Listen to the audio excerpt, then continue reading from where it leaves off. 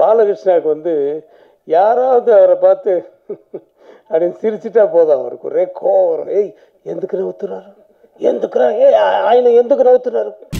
விக்கலாம் கொஞ்சம் அப்படி ஆதரமாக இருந்தோடனே இவன் சிரிச்சுட்டான். காலம் இது. கண்டிப்பான வாத்தியராக கல்லுக்குள் ஈரமானவர், சூப்பர் ஸ்டாரையும் உலக நாயகனையும் உள்ளங்கையில் வைத்து அழகு பார்ப்பவர், சேரன் பாண்டியனை இயக்கியவர் மட்டுமல்ல, தமிழ் சினிமாவில் பல சேரன்களை உருவாக்கியவர், இயக்குனர் நடிகர் திரு KS ரவிக்குமார் அவர்களை வாழ்த்தி பேச அழைக்கிறோம்.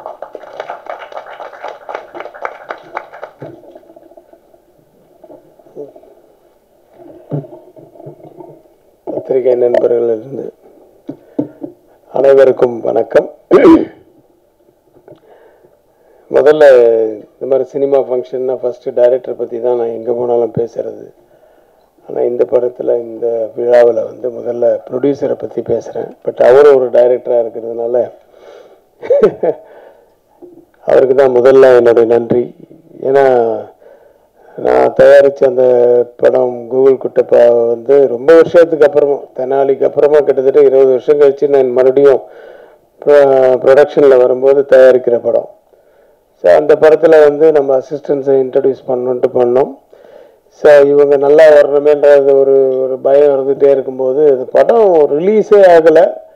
அந்த படத்தை அவர் பார்க்கவும் இல்லை, ஒரு சாங்கு கூட பார்க்கல, எந்த சீக்வன்ஸும் பார்க்கல. ஆனால் என்னுடைய அசிஸ்டன்ஸ் அப்படிங்கிற ஒரு நம்பிக்கை மேலே அவங்களுக்கு வந்து அஃப்கோர்ஸ் கதை கேட்டு அந்த கதை பிடிச்சதுக்கப்புறம் தான் ஒரு டைரக்டர் ஆக்கினார். பட் இருந்தாலும் அந்த நம்பிக்கையை வச்சு அவங்களை இயக்கிய, தட் இஸ் இயக்குனர் ஆக்கிய விஜய் சந்தர் அவர்களுக்கு மிக்க நன்றி.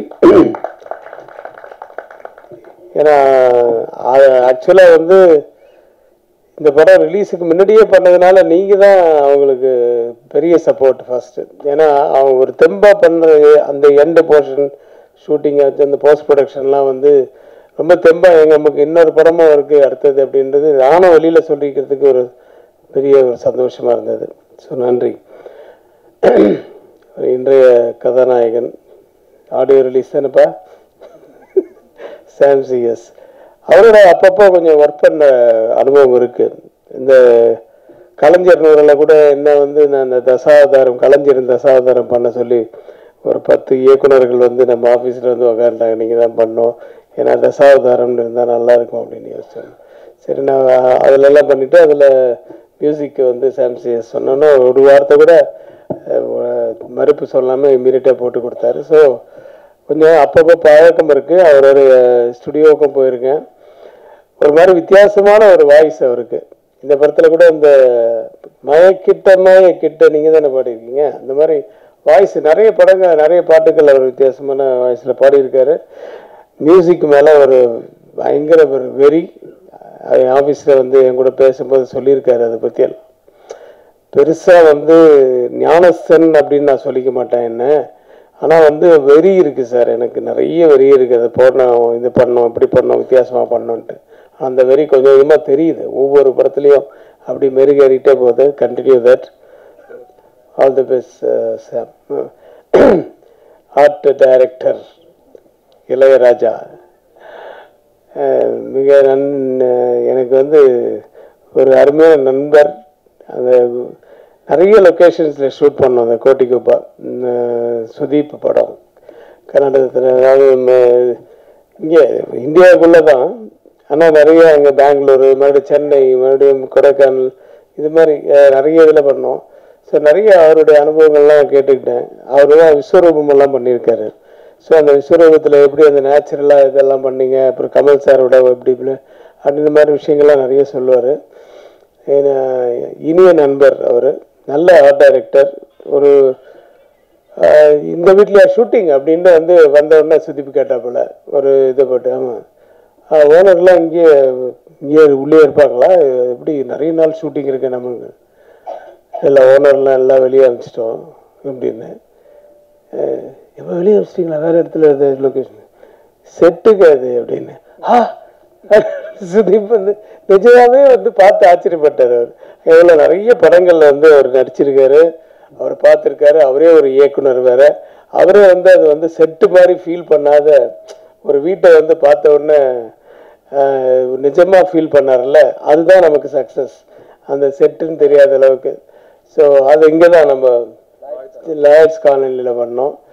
ஸோ இது மாதிரி நிறைய அனுபவங்கள் இருக்குது. அவரோட வாழ்த்துக்கள் என்னுடைய அசிஸ்டன்ஸுக்கிட்டையும் ஒர்க் பண்ணதுக்கு. நிறைய டெக்னீஷியன்ஸ் ப்ளஸ் பிரதீப் எல்லாருக்கும் என்னுடைய வாழ்த்துக்கள்.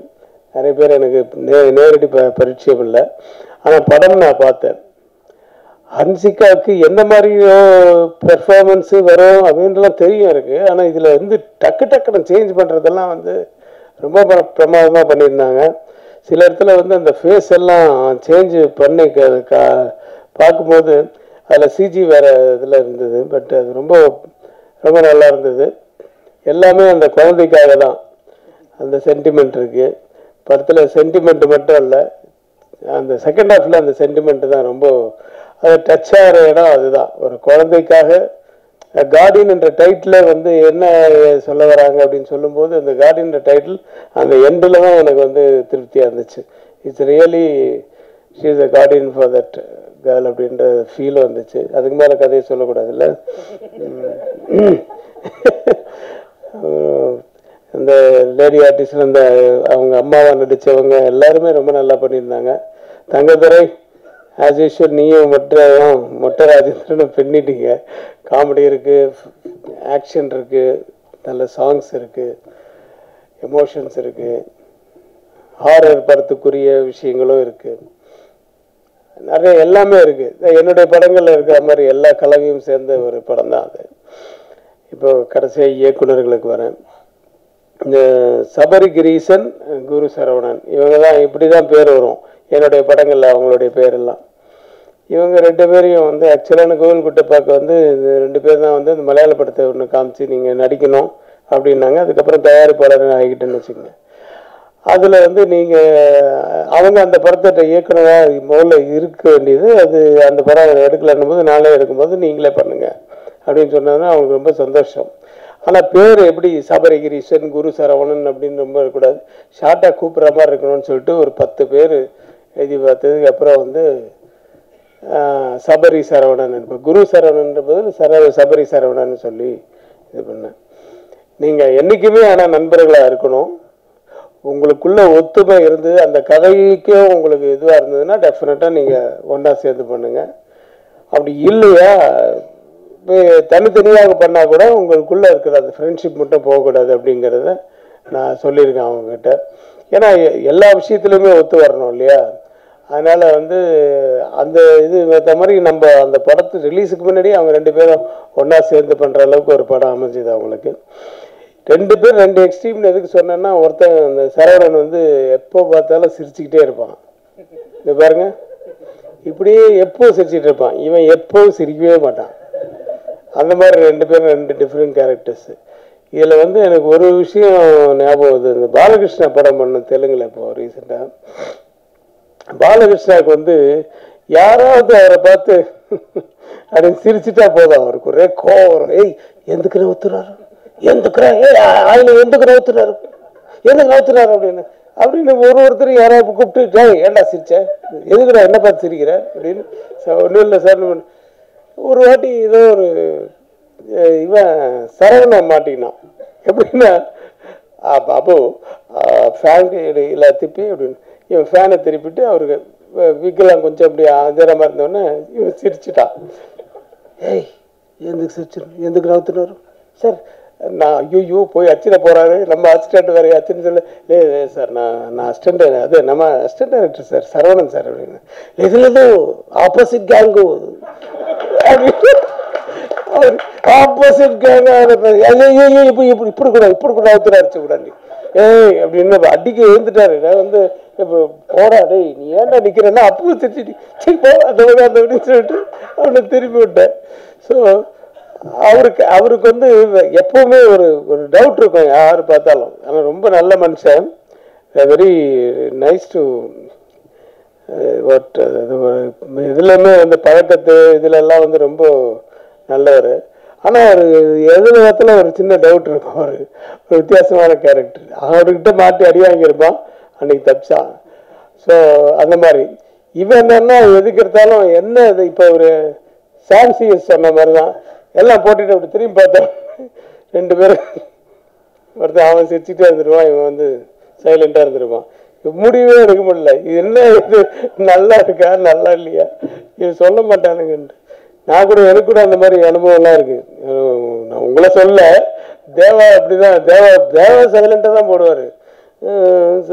சீப்பு கண்ணாடி அப்படின்னு இந்த கிட்டாரை வாசிக்கிறவண்ண அது சும்மா இப்பதான் கையே வைக்கிறாரு, அதுக்குள்ளே தலையாட்டுறாரு.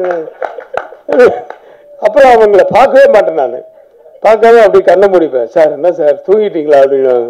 இல்லை அவனுங்களை பார்த்தா பாட்டு நல்லா இருக்க மாதிரியே தோணும், அதனால பார்க்க மாட்டாரு. அது மாதிரி அனுபவம்லாம் இருக்கு நிறைய. ஏன்னா அது நல்லா ஜாலியாக இது பண்ணிட்டு நம்மளை உசுப்பேத்தி விட்டுருவாங்க. அவங்களுக்கு என்ன பாட்டு 2 ஓகே ஆகிடும், போக முடிஞ்சிச்சு, அடுத்த மீட்டருக்கு கீழே ரெடியாக இருப்பாங்க ஆளுங்க. அது மாதிரி டைப்பு. ஸோ அதுதான் இவங்கக்கிட்ட அந்த மாதிரி தான். சபரி வந்து ரொம்ப லாஃப்டராக நான் அவனை பார்த்ததில்லை. ரொம்ப சத்தம் போட்டு சிரித்து நான் பார்த்ததே கிடையாது. இத்தனைங்க அண்ணன் பையன் அவர் வந்து என்கிட்ட 10 வருஷமாக அசிஸ்டன்ட் டைரக்டராக இருக்கார், இருந்து இப்போ தான் டைரக்டராக இருக்கார்.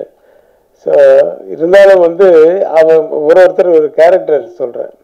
பட் எனிவே எங்கிருந்தாலும் வாழ்க, நல்லபடி இன்னும் நிறைய படங்கள் இருக்கணும். இந்த படமும் வந்து நிஜமாகவே வந்து நான் பார்த்ததுனால சொல்கிறேன், எல்லா கலவைகளும் இருக்குது, ஒரு சென்டிமெண்ட்லேருந்து எல்லாமே இருக்குது. ஸோ இது தியேட்டரில் மிகப்பெரிய வெற்றி அடையணும்ன்ட்டு எல்லாம் வல்ல இறைவனை வேண்டி வாழ்த்துக்கிறேன். நன்றி, வணக்கம்.